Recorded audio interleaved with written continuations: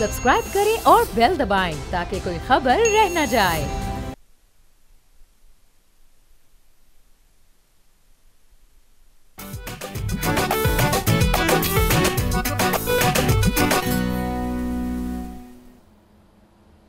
अस्सलाम वालेकुम, बोलो जनाब में बहुत बहुत खुश आमदीद। मैं हूँ असद निज़ामी, मेरे साथ हैं अली आफ्ताब। सर क्या हाल है? सर हाल तो अच्छा है, लेकिन वो गहमा गहमी जो कि जनरल इलेक्शन में होती है, बाई इलेक्शंस में वो बात नहीं बन पाती। सर ज़िमनी इंतखाबात सर आज के दिन हुए, जिसके अंदर आपकी 6 नेशनल असम्बली की सीटें और 7 पंजाब की सीटें वो कंटेस्ट हो रही थी।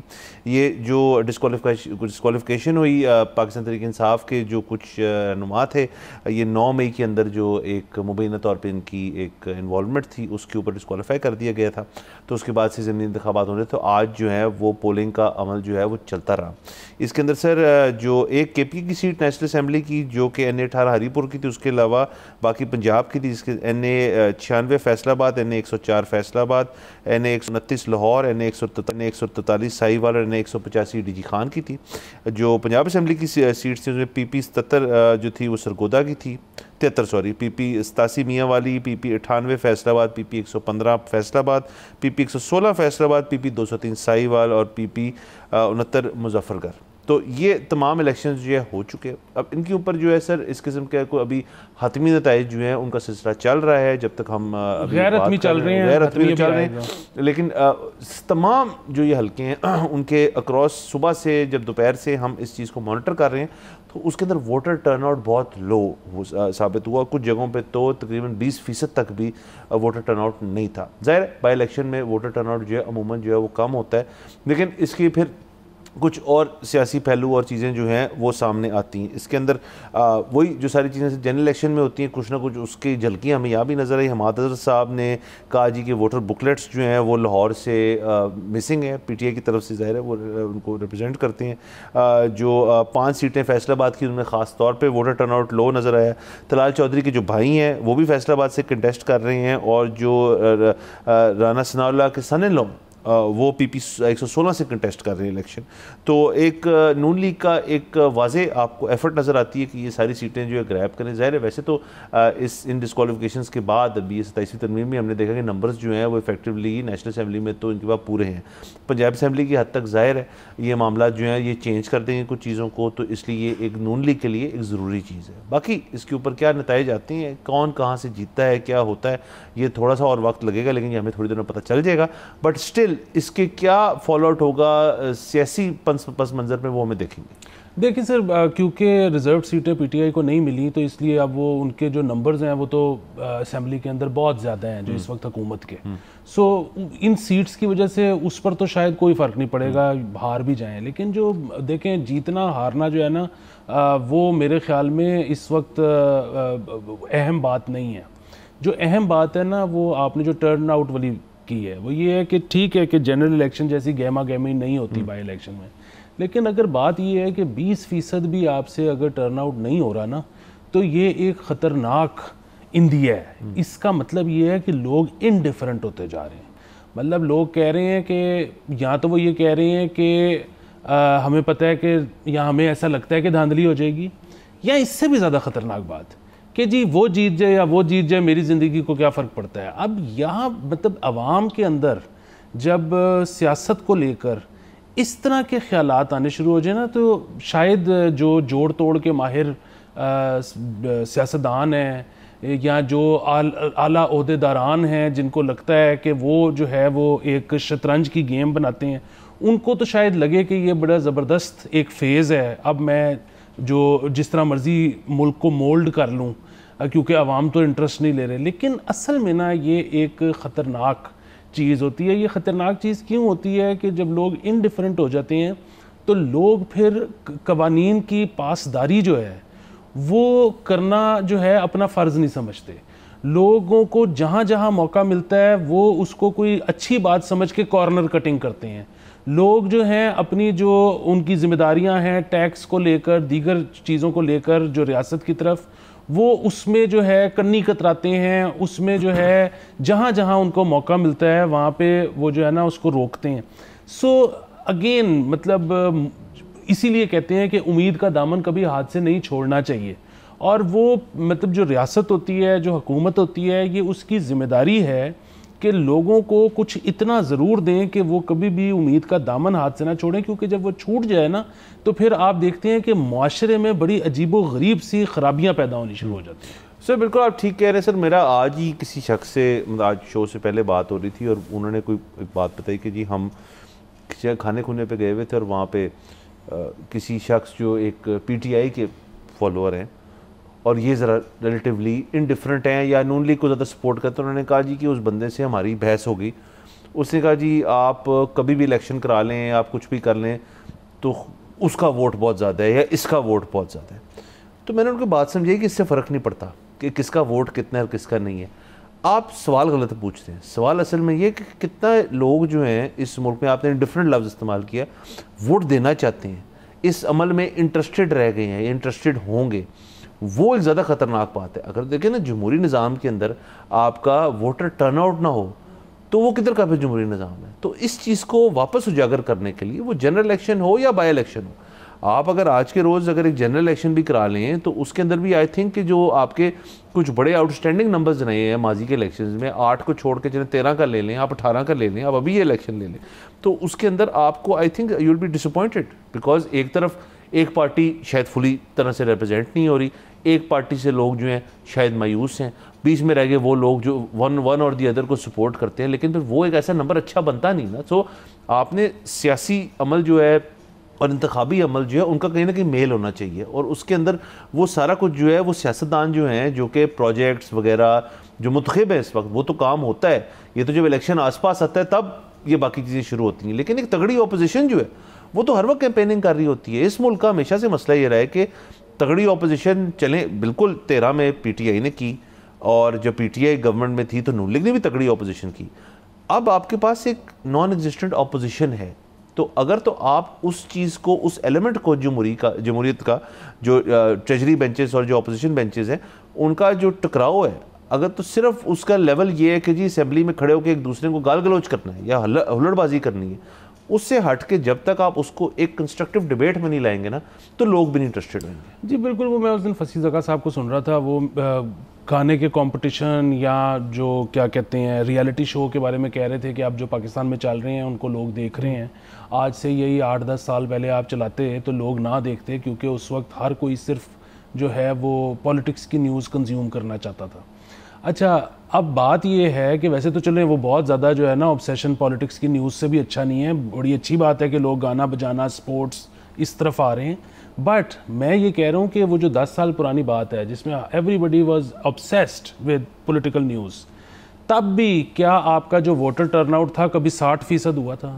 तो मतलब आप देखें कि जब लोग बहसें भी कर रहे थे, एक दूसरे से लड़ भी रहे थे, तब भी इलेक्टोरल सिस्टम पे कभी 60% लोगों का भी एतबार नहीं रहा।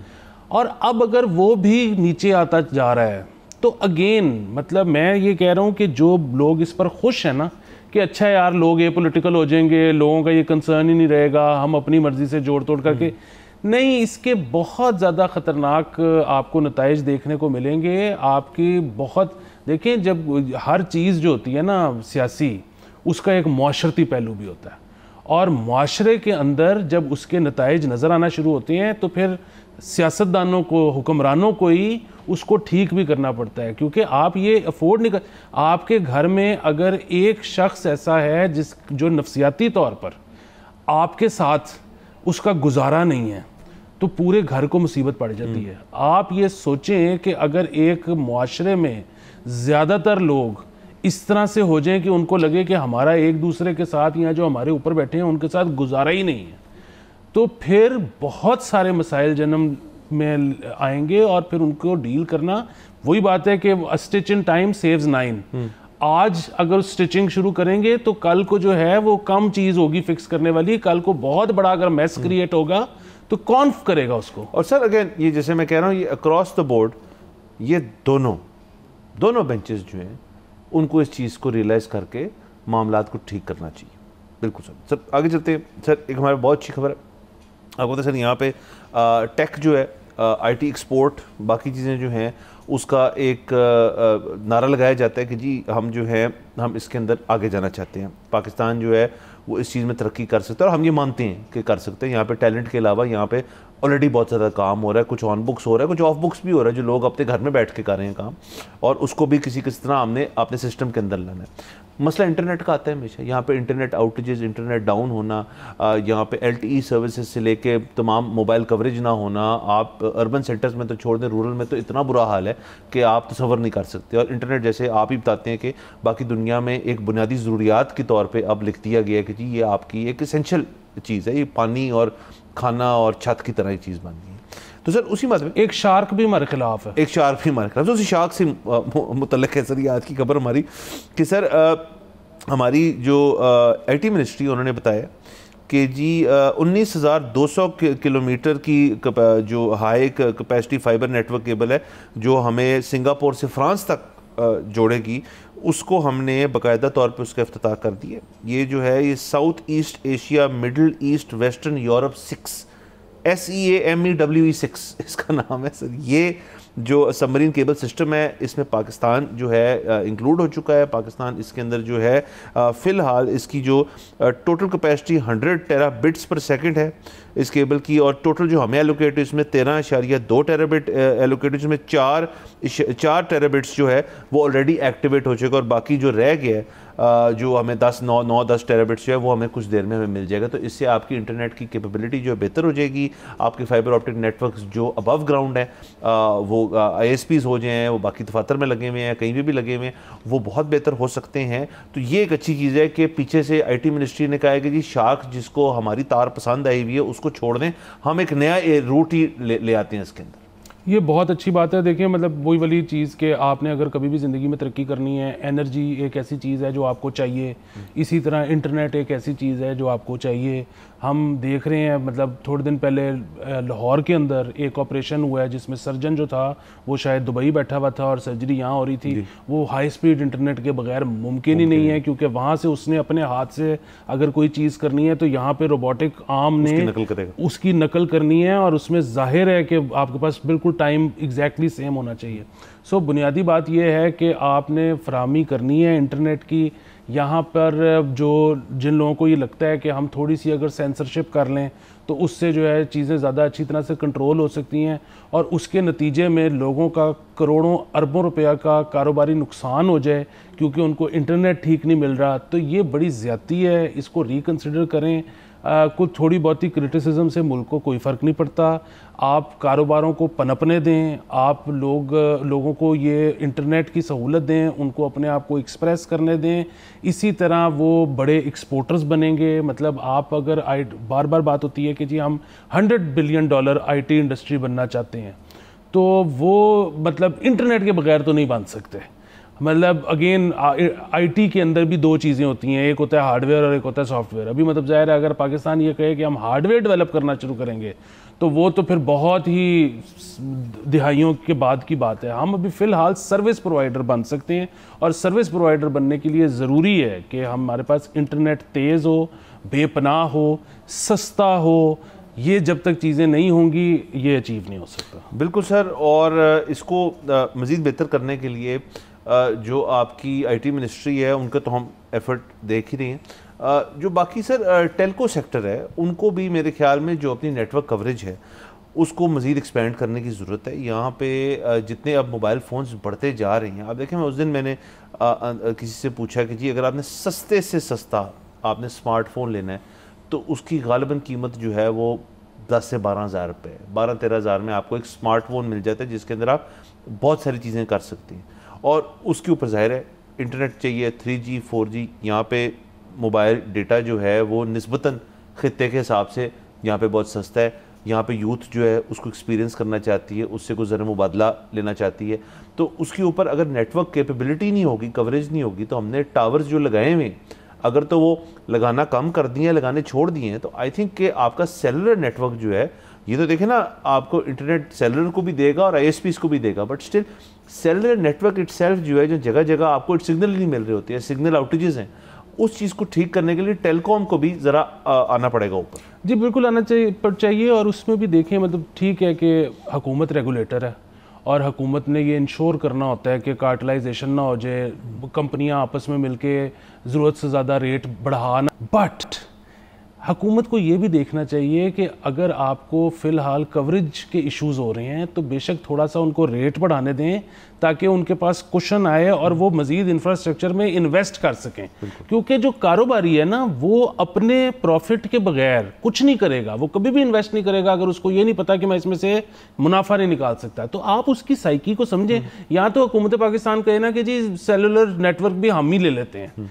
अब जब आपने उनको दे दिया, आपने कारोबारी हजरात से चलाना है, कोई मल्टी नेशनल से उसको चलवाना है, तो फिर थोड़ा सा उनको क्वेश्चन का ख्याल रखें। जैसे आपने कहा बड़ी अच्छी बात है, यहाँ पे इंटरनेट बड़ा सस्ता है, थोड़ा सा अगर ऊपर चला जाए, ज़्यादा नहीं, थोड़ा सा अगर ऊपर चला जाए लेकिन उसकी वजह से कवरेज बेहतर हो जाए तो शायद वो भी कंसिडर किया जा सकता है। लोग इतना तंग नहीं आएंगे। देखिए जो लोग जो हुक हो गया है उसने इस्तेमाल करना ही। देखिए ना मतलब महंगा इंटरनेट बहुत बुरी चीज़ है, पर इंटरनेट का ना होना उससे भी ज़्यादा बुरी चीज़ है। बिल्कुल सर। बस सर देखते हैं क्या इंटरनेट के मामला होते हैं और आगे जाके सियासी मामला क्या होते हैं। यहाँ पे जाना है हमने ब्रेक के ऊपर। Let's take a break.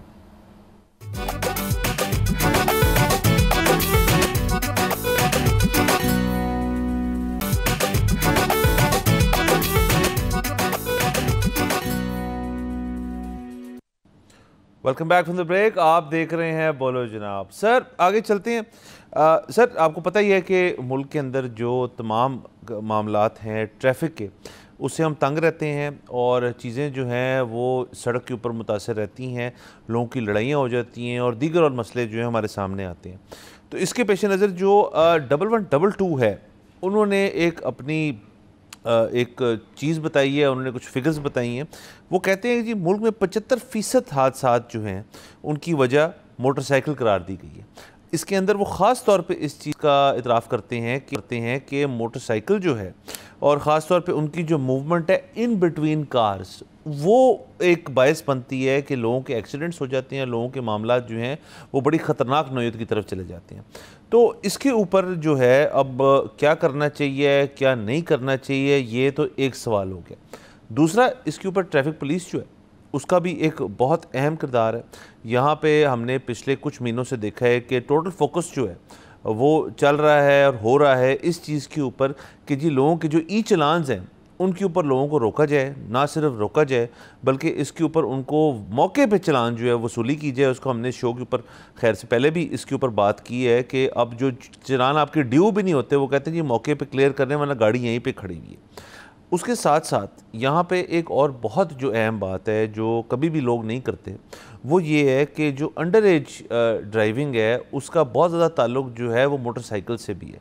मैं ख़ुद आपको बता सकता हूँ, आज से 2-3 दिन पहले मैंने देखा कि एक मोटरसाइकिल पे 2 लड़के, ज़ाहिर है कम उम्र के नज़र आ रहा है, वो चल रहे हैं, भगा रहे हैं मोटरसाइकिल, लेफ़्ट राइट जा रहे हैं, हेलमेट नहीं पहना हुआ उन्होंने, और मामलात जो हैं बस वो चल रहे हैं क्योंकि उनको किसी न डर है वो, और जाहिर है ये इस चीज़ का बायस बनता है एक्सीडेंट्स का और बहुत सारी चीज़ों का। जो ये रिपोर्ट है वो कहती है कि 2030 के अंदर 3960 केस जो है वो आया मोटरसाइकिल्स की वजह से, 2024 में 4140 केस आया और 2025 में 4201 केस जो है मोटरसाइकिल्स जो थी वो उसके अंदर मुलव्वस। अब अगेन इसके अंदर हम ये हतमी तौर पे तो नहीं कह सकते जी कि ये सारी चीज़ें जो हैं इनकी गलती मोटरसाइकिल की वजह से, लेकिन एक अंदाज़ा हमारा ज़रूर है कि मोटरसाइकिल्स की वजह से एक तंगी जो है सड़क के ऊपर पेश आती है। अब इसके ऊपर आप देखें, पंजाब गवर्नमेंट ने ये नहीं कहा जा सकता कि कुछ किया नहीं। पंजाब गवर्नमेंट ने आज से कुछ महीने पहले एक तजर्बा किया, उन्होंने मोटरसाइकिल लेन, बाइक लेन जो है वो बनाई, उसके अंदर बाइकों को मजबूरन कहा कि आप इधर जाएँ। ना सिर्फ मजबूरी तौर पे इस तरह सिर्फ नहीं कि जी आप इसको इस्तेमाल करें, हमने इसको हरा पेंट कर दिया, बल्कि वहाँ पे अमला इकट्ठा किया, वहाँ पे ट्रैफिक पुलिस के लोग खड़े होते थे जो कहते थे कि जी आप इधर से जाएँ इधर से ना जाएँ। उसका कोई फ़ायदा नहीं हुआ और फिरोजपुर रोड लाहौर के अंदर जो बाइक लेन बनाई थी उस आधे से ज़्यादा जो बाइक लेन थी उसको अब हटा दिया गया। ये सारी बातें जो हैं एक तरफ पॉइंट कर रही हैं कि कोई ना कोई मसला जो है वो बीच में ज़रूर है, लाजमी है। उस मसले का हल जो है वो एक तो जैसे हम पहले भी बात कर चुके हैं, वो लाइसेंसिंग है। जब यहाँ पे लाइसेंसिंग होती है, यहाँ पे कितने को टेस्ट लिए जाते हैं। आप गाड़ी वालों के टेस्ट जो हैं उन पे जिन पे ज़्यादा फोकस होता है वो तो छोड़ दें। क्या जो शख्स मोटरसाइकिल ख़रीदने की एहलियत रखता है, जो उसका लाइसेंस बनवाना चाहता है, उनका बाकायदा टेस्ट होता है मोटरसाइकिल का? ये तो एक बात होगी। अब मैं ज़रा बात करना चाहूँगा कि यहाँ पर जो आपके गाड़ी वाले हैं उनका तो हमें पता है कि ज़्यादातर जो हैं इस किस्म के लाइसेंसेस ऑन करती हैं जिनका टेस्ट नहीं हुआ हुआ। क्या मोटरसाइकिल्स जो हैं और जो मोटरसाइकिल चला रहे हैं, क्या गाड़ी वालों को कभी किसी ने बताया कि उनके साथ कैसे बिहेव करना है? क्या किसी ने यहाँ पे एक तमीज़ रखी है सड़क पे? मैं जब से गाड़ी चला रहा हूँ और मुझे बड़ी देर होगी गाड़ी चलाते हुए, यहाँ पे एक किस्म की पॉलिसी है कि जी अपने आप को आप बचाएँ, किसी हादसे से, किसी वाक़ये से, किसी एक्सीडेंट से अपने आप को आपने खुद बचाना है। यहाँ पे दूसरा वाला आपकी गाड़ी के अंदर आएगा, आपकी गाड़ी को मार जाएगा। इसलिए यही पॉलिसी जो है वो बड़े सालों से चल रही है और इसके ऊपर कोई भी इक़दामात, इसके ऊपर कोई भी किस्म का फ़ैसला जो है ना हुकूमत कर रही है। और ज़ाहिर शहरी जो है उन्होंने point A two point B पहुँचना है और बहुत सारी सूरत हाल ऐसी होती है जिसमें उन्होंने जल्द से जल्द पहुँचना है उसके अंदर। अब उस मद में वो जैसे तैसे गाड़ी चलाएँ विदाउट एनी ट्रैफिक की जो आपको ट्रेनिंग है वो दी जाए, तो फिर इस किस्म के मामला पेश आएंगे। 75% वाला जो फिगर है उसको हम चलें मान लेते हैं, क्योंकि एक इमरजेंसी सर्विसेज के इदारे की तरफ से आ रहा है, वो तो ज़ाहिर है इंजरीज़ की तरफ से इस बात को बता रहे हैं। लेकिन ये बात भी सच है कि यहाँ पे हर शख्स जो है जब इन सड़कों पे उतरता है, और ये मैं सिर्फ लाहौर की बात नहीं कर रहा, तमाम शहर जहाँ पे ज़्यादातर मोटरिस्ट पाए जाते हैं, वहाँ पे इस किस्म की चीज़ जो है ये लाजमी होती है। और इस चीज़ को रोकने के लिए अगेन वही जो हम बाकी मुल्की मसाइल जो हैं उनके ऊपर बात करते हैं, उनका हल ये है कि आप सारे मामला स्क्रैच करके ज़ीरो से आपको शुरू करना पड़ेगा, ट्रेनिंग करनी पड़ेगी। इस मुल्क की 82% जो कौम है वो यूथ की है, यूथ ने बाद में मोटरिस्ट बनना है, उनको तो आप सिखाना शुरू करें ताकि बाकी मामला जो है वो आगे जाके इंशाल्लाह बेहतर हो। सर, अगर ये रिपोर्ट आई है तो यकीनन ठीक होगी। बुनियादी बात ये है कि बिल्कुल मतलब जितनी एहतियात हो सके करनी चाहिए, जितनी ट्रेनिंग हो सके करनी चाहिए, लेकिन हम बहुत ज़्यादा मोटरसाइकिल सवारों को कसूरवार नहीं ठहरा सकते। और उसकी एक वजह इसीलिए तो हम बार बार कहते हैं कि जी काबिल इज़्ज़त जो है किस्म की एक पब्लिक ट्रांसपोर्ट होनी चाहिए, सबको मुयसर होनी चाहिए, तमाम रूट्स पे फ़ाल होनी चाहिए, नंबर ऑफ़ बसेस ज़्यादा होनी चाहिए। उसकी वजह ये कि हर शख्स दुनिया में कहीं भी हो, ये पाकिस्तान का मसला नहीं है, हर शख्स गाड़ी नहीं ख़रीद सकता। इतना रोड का इंफ्रास्ट्रक्चर भी नहीं होता कि हर शख्स के पास अगर अपनी गाड़ी आ जाए तो वो मेरे ख्याल में दुनिया ही नहीं चल सकती। सो बुनियादी बात ये है कि जब आप पब्लिक ट्रांसपोर्ट नहीं दोगे और हर शख्स गाड़ी ख़रीद नहीं सकता तो फिर लोग लेके बाइक, और बाइक क्या है? बाइक में आप खुले आसमान के नीचे हो, यानी कि धूप हो, बारिश हो, गर्द हो, सर्द हो, जो भी हो, उससे आप डायरेक्टली अफेक्ट हो रहे हो। जब आप उससे डायरेक्टली अफेक्ट हो रहे हो तो उससे आपके नफसियाती जो चीज़ें हैं वो आपको कई दफ़ा मजबूर कर देती हैं। बहुत शदीद गर्मी में आप रैश ड्राइविंग कर सकते हो, बहुत बारिश हो रही है, आप गीले हो रहे हो, आप उसमें कोई गलत किस्म की ड्राइविंग कर सकते हो। आप ऐसे कई दफ़ा सर्कमस्टांसेस में होते हो कि आपको उस लम्हे के लिए, मतलब देखें जब बंदा फाइनली अस्पताल में पड़ा होता है और टी टी टीट की आवाज़ आ रही होती है, उस वक्त नोबडी वांट्स टू डाई। लेकिन दिन में कई ऐसे लम्हे आते हैं जिसमें यू डोंट केयर कि आप मर जाओगे। सो वो जो लम्हा है वो बाइक वाले की ज़िंदगी में गाड़ी वाले की बनिस्बत ज़्यादा आ सकता है, आता है। उसके नतीजे में अगर ये सारा कुछ होता है तो आई एम नॉट शॉक्ड और सरप्राइज्ड। बात ये है कि पाकिस्तान है भी तो हार्श मौसम वाला मुल्क ना, मतलब यहाँ पे जो गर्मी है वो 50 डिग्री से ऊपर जाती है और जो यहाँ पे सर्दी है वो भी 0 तक तो जाती है। मतलब मैं सिर्फ लाहौर शहर की बात कर रहा हूँ। सो अगेन अगर ये सारा कुछ हो रहा है तो इसके पीछे there is always method behind the madness. और हम ठीक है कि जो अपने तय कर सकते हैं वो हमें करने की ज़रूरत भी है, but otherwise government will have to step in, government will have to provide people with good public transport. Otherwise ये मसाइल चलते रहेंगे, इनका कोई हल नहीं है। मैं और आप जो मर्ज़ी कर लें, ये फ़र्द इस तरह के बड़े इश्यूज़ को मैनेज नहीं कर सकता, ये सरकारें या रियासतें ही कर सकती हैं। इंडिविजुअली आप हाँ ये कर सकते हो कि आप गाड़ी चलाते हुए ध्यान करें। और सर वो जो ग्रीन लाइन बनाई थी उन्होंने, सारा कुछ किया था, उसका मैं पहले भी जिक्र कर चुका हूँ कि वो क्या ज़ाया था पैसों का और क्या चीज़ों को ज़ाया था। तो खैर उसको उस किस्म के एक्सपेरिमेंट्स मेरे ख्याल में नहीं करने चाहिए। बिल्कुल यकीन, मैं आपके साथ हूँ, बिल्कुल नहीं करने चाहिए। मतलब वो, और जो अच्छी बात है उसमें वो ये है कि इन्होंने एक एक्सपेरिमेंट किया, 3 से 4 महीने के अंदर वो उसको ख़त्म कर दिया गया क्योंकि वो अच्छा एक्सपेरिमेंट नहीं था। अगर यहाँ पर कोई अपनी ईगो पे रह जाता कि नहीं अब तो मैंने कर दिया तो मैंने इसको चलाना है, तो वो ज़्यादा नुकसानदेह होता। जी सर, बिल्कुल मामला ऐसे ही हैं, इनको देखते हैं आगे जाके। ये ट्रैफिक की चीज़ें जो हैं, अगर मुल्क इसके अंदर जो अवाम ने हल करने हैं या हुकूमत ने करने हैं, यहाँ पे जाएंगे हम ब्रेक के ऊपर। प्लीज़ स्टे विद अस।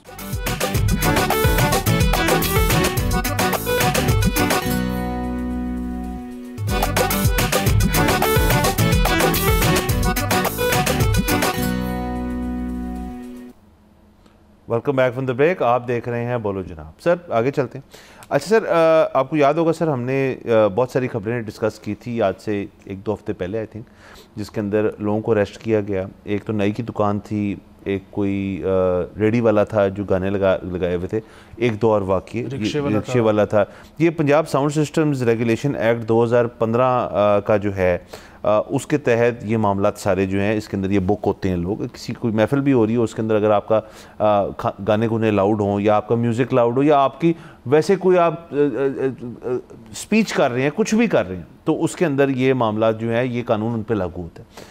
इसी तरह सर एक वाक़या जो है वो हमारे सामने आया मियाँ चन्नू में। ये है थाना छप कला और खानेवाल एरिया है बेसिकली ये। वहाँ पे एक बच्चे की पैदाइश पे उनके जो वालिद हैं उन्होंने जो लोकल मस्जिद थी वहाँ पे इस FIR के मुताबिक वहाँ पे पैसे दे के तो ये ऐलान करवाया कि बच्चा पैदा है, उसकी खुशी में ऐलान करवाया। बहुत खुश थे वो, उन्होंने ऐलान करवा दिया। तो पुलिस को अपेरेंटली 15 पे रिपोर्ट हुई। ये इन्वेस्टिगेशन जो इसके कर रहे थे उन्होंने असलम साहब, उनसे हमारी बात हुई और उन्होंने हमें ये बताया कि जी 15 हुई और उसके ऊपर हम गए वहाँ पे और फिर हमने इस तरह इस एक्ट के तहत इस शख्स को अरेस्ट कर लिया इस चीज़ के ऊपर कि आप ये खिलाफ वर्जी ऐसी किसी आप मस्जिद में जाके दीगर मसाजिद के अंदर जाके पैसे देके किसी किस्म का ऐलान करवाएं। तो उनको अरेस्ट कर लिया। अब ये जो शख्स हैं उनको बेल पे ये आउट हैं और ये केस जो है ये आगे चलेगा। तो ये से सारे मामला पेश हैं, यानी कि ये साउंड सिस्टम्स का जो एक्ट है सर ये अब बेसिकली ये चलता जा रहा है। जी बिल्कुल सर, देखिए एक तो ये कि इनकी सेम डे बेल मंजूर हो गई है क्योंकि बहुत ही माइनर ऑफेंस है और अच्छी बात है कि इनको छोड़ दिया गया है। जहाँ तक इनको पकड़ने का ताल्लुक है वो भी अगेन मतलब मैं बड़ा खुश हूँ कि आप इस बात को यहाँ पर डिस्कस कर रहे हैं और मेरी उम्मीद है कि तमाम चैनल्स इसको डिस्कस करेंगे। और उसकी सिर्फ एक वजह है, उसकी वजह ये है कि देखें मतलब ये जो ऐलान छोटा सा कि बच्चे की पैदाइश हुई है इसमें जो है मतलब साउंड सिस्टम एक्ट के अलावा जो लाउड स्पीकर एक्ट जो 153A है कि जिसमें आप जो है वो नफ़रत अंगेज़ कोई कंटेंट अगर लाउड स्पीकर से करते हो तो अब जाहिर है ये बिल्कुल भी नफ़रत अंगेज़ नहीं था, इसीलिए इनकी पहली दिन में बेल भी हो गई और ये जो है वो बहुत ही माइनर सा शायद इनको फ़ाइन देना पड़ेगा, कोई ज़्यादा सज़ा इंशाल्लाह इनको नहीं होगी। लेकिन अब ये हमारा फ़र्ज़ बनता है बताना कि इस वक्त जो मुल्क के हालात हैं और फाइनली इस मुल्क को क्योंकि अब ये ख्याल आ गया है कि हमने इस चीज़ पर काबू पाना है तो अब इस चीज़ को सख्ती से लिया जाएगा। मतलब लाउड स्पीकर से ऐलानात करवाना, मतलब ऐसी कोई भी चीज़ जो कि आपकी जो 5 वक्त की अज़ानें हैं उनके अलावा या एक जो खुतबा है उसके अलावा कोई भी चीज़ लाउड स्पीकर से करना और फिर खुतबे में भी मतलब कोई ऐसी चीज़ कहना जिससे किसी एक कम्युनिटी की दिल आज़ारी हो, ये अब ऐसी चीज़ बनती चली जा रही है फाइनली जिस पे हुकूमत अब एक्शन लेगी। वो शुरू बर्थडे पैगाम से हुआ है लेकिन अब वो देखेंगे मज़ीद संगीन नौयत की चीज़ों पर भी आएंगे। सो अब केयरफुल हो जाना चाहिए। मतलब आप एक इंडिविजुअल हैं या आप एक इदारा हैं या आप एक जो है ग्रोह हैं या आप एक को पार्टी हैं, अब ये चीज़ पे आपको केयरफुल होना पड़ेगा। सर एक तो केयरफुल होना पड़ेगा, दूसरे से देखें इसके अंदर थोड़ा सा ना एक और मसला है। अब ये देखिए ना मसाजिद की हद तक तो ये लाउड स्पीकर एक्ट जो है इसके ऊपर एक इम्प्लीमेंटेशन होती है। अब हेट स्पीच के ऊपर अगर आप आ जाएँ, जैसे आप कह रहे हैं कि नफरत अंगेज़ किस्म की बात करना, वो तो देखें ना उसके लिए आपको कुछ ज़्यादा चीज़ नहीं चाहिए कि आप लोग इकट्ठे करें और स्पीकर लगाएं और शुरू हो जाएं वहाँ पे। अब पुलिस जो है इसके अंदर कहा जा रहा है कि 15 हुई हमें। अब किसी बच्चे की पैदाइश के ऐलान के ऊपर किसी शख्स ने सोचा कि ये लाउड स्पीकर या sound system, Punjab sound system जो रेगुलेशन है, एक्ट है, उसके तहत की खिलाफ वर्जी हुई है। आपके ख्याल में ये इस इलाके के अंदर किसी की इतनी हाजिर दिमागी थी कि वो इस तरह से कर रहे हैं, इस चीज़ को पेश कर रहे हैं? मुझे तो इसके अंदर ना ये मामला जो है ज़रा अजीब सा लगता है कि जी 1-5 किस चीज़ में हुई। दूसरा तो कई दफ़ा यहाँ पे ये भी होता है कि पुलिस वाले जो है कि जी हम खुद फिर रहे थे, हमें आवाज़ आ गई और हमें लगा ये मामला ठीक नहीं है तो हम आज चले गए। माई पॉइंट इज़ कि यहाँ पे जो महफिलें होती हैं, यहाँ पे बड़े बड़े आपकी शादी जो होती हैं, कुछ शादियाँ आजकल शादी का एक सीज़न है, मुझे ये पता है as a matter of fact के बड़े बड़े म्यूज़िकल इवनिंग्स जो हैं वो हो रही हैं वहाँ पे। अब क्या Punjab sound system regulation act जो है इन महंगी महंगी शादियाँ जहाँ पे बड़े बड़े सिंगर और बहुत सारे पैसे जिसके अंदर इन्वॉल्व हैं, वहाँ पे नहीं लागू होता? मतलब वहाँ पे जिन जगहों पे शादी हॉल बने हुए हैं उसके इर्द गिर्द आबादी नहीं है, उसके इर्द गिर्द लोग नहीं हैं, वहाँ पे तो हमने कभी नहीं सुना कि जी कि उन्होंने जाके शादी बंद करा दी इस एक्ट के खिलाफ। वैसे तो शादियाँ बंद होती हैं कि जी आपने वन डे नहीं किया हुआ, आप 10 बजे ज़्यादा देर तक कर रहे हैं, आपने उस पर्टिकुलर चीज़ को की खिलाफ वर्जी की। मैंने आज से नहीं सुना कि किसी अच्छी बड़ी शादी किसी महंगे पॉश इलाके में ये हुआ कि जी Punjab sound system regulation act जो है उसके तहत वहाँ छापा पड़ा और हमने वहाँ पे गाना शाना सबको जो स्पीकर स्पीकर बंद करवा दिया। सो जो यहाँ पे एक बच्चे की पैदाइश के ऐलान के ऊपर पर्चे हो गए हैं, तो ये और जगह पे ये चीज़ नहीं होती थी, इक्वलाइजेशन तो नहीं, जो कि हर जगह है। मैं ये नहीं कह रहा सिर्फ इस साउंड वाले एक्ट के अंदर, हर जगह इस किस्म की चीज़ होती है, but still its food for thought. आप लोगों को आइडियाज़ ना दें कि अब वो भी बंद होने शुरू हो जाए। लेकिन आपका जो खदशा है ना वो बिल्कुल सुन के कोई बात लगती है कि जी कौन इतना हाजिर दिमाग था कि उसने फौरी तौर पर 1-5 को इन्फॉर्म किया कि एक जो छोटा सा ऐलान हुआ है उससे मेरी समात पे जो है वो कोई इतना अच्छा नहीं गुजरा। तो लेकिन अगेन बात ये है कि वो आइडिया जो है वो किसी फ़र्द को आया, या जिस तरह अदालत में एक शख्स चला जाता होता है ना कंसर्न सिटीज़न, ये वो भी हो सकता है। लेकिन अगेन क्यों इस पे इतना एक्शन लिया गया, ये बेसिकली हुकूमत की तरफ से एक आपको इंदिया था कि अब से हम इस चीज़ के ऊपर बहुत सीरियस एक्शन करने लगे हैं कि मस्जिद के लाउड स्पीकर से क्या कहा जाता है। सो ये जो इशारा है ना ये उस तरफ है कि अब से वो एक चीज़ बहुत सीरियस है। मतलब गाना बजाना तो चले जो हो रहा है सो हो रहा है, उसमें अगेन आपने कोई ऑफेंसिव बात कर दी है, किसी को किसी माइनॉरिटी को हिट कर दिया है, मतलब यहाँ पे तो मतलब गानों में भी ऐसी बात हो सकती है, वो तो कोई बात नहीं है बड़ी, तो उस पर भी वो ज़ाहिर है आएंगे।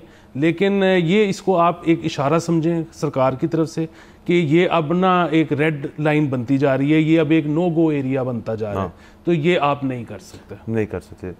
बिल्कुल सर। और इसको हम अगेन इसके अंदर जैसे हमने कहा ये इसी एक्ट के तहत या इसी किस्म के जो एक्ट्स होते हैं उसके तहत जो है ये दूसरा तीसरा चौथा वाक़या है, तो इसको हम मज़ीद देख लेंगे। बाकी सर जाते जाते सर एक और ख़बर सर कर लेते हैं, वो ये कि सर स्मॉग जो है हमने उसके ऊपर उसको टच नहीं किया इस हफ्ते ज़्यादा, लेकिन पता ये चला है सर, और मैं बड़ा मुख्तसर सी इस खबर को करूँगा कि पता ये चला है कि सर इंसान और हम सब जो हैं वो तो मुतासर होते ही हैं स्मॉग से। लाहौर ज़ू से सर बहुत बड़ी सपोर्ट मिली है सर, एंड मैं सॉरी मैं उसके ऊपर हंस पड़ा, बट सर जानवर जो हैं वहाँ पे वो मुतासर होना शुरू हो गए स्मॉग से, उनको फेफड़ों का मसला और दीगर बीमारियां जो हैं वो बताई जा रही हैं।